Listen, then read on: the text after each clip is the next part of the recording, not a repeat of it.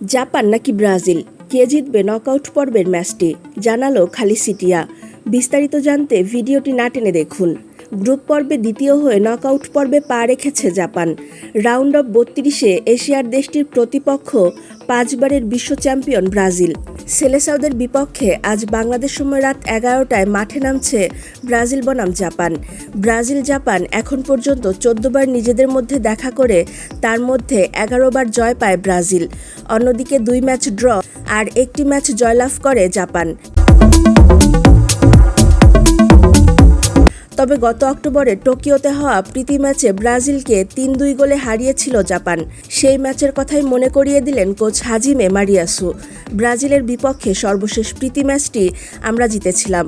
হয়তো সেই কারণেই ব্রাজিল এবার আমাদের বিপক্ষে আরও বেশি অনুপ্রাণিত হয়ে খেলবে। আমি এই ম্যাচটির অপেক্ষায় আছি। লড়াইটা কঠিন হলেও জয়ের ব্যাপারে আশাবাদী কোচ মারিয়াসু।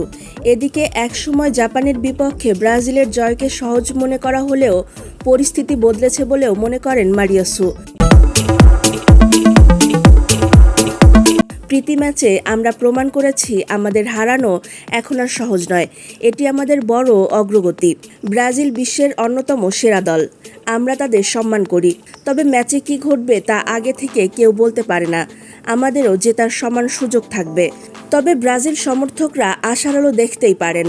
অনলাইন জরিপে 70% জয়ের হার নিয়ে মাঠে নামবে নেইমারের দল ব্রাজিল। অন্যদিকে 30% জয়ের হার নিয়ে মাঠে নামবে জাপান। এছাড়া জাপানের বিপক্ষে ব্রাজিল প্রথম একাদশে নেইমারকে দলে রাখবে না। তার কারণ coach Carlo Ancelotti.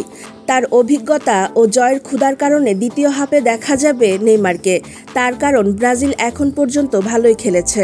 Morocco match বাদ দিলে আরেকটার চাইতে ভালো করেছে ব্রাজিল টিম।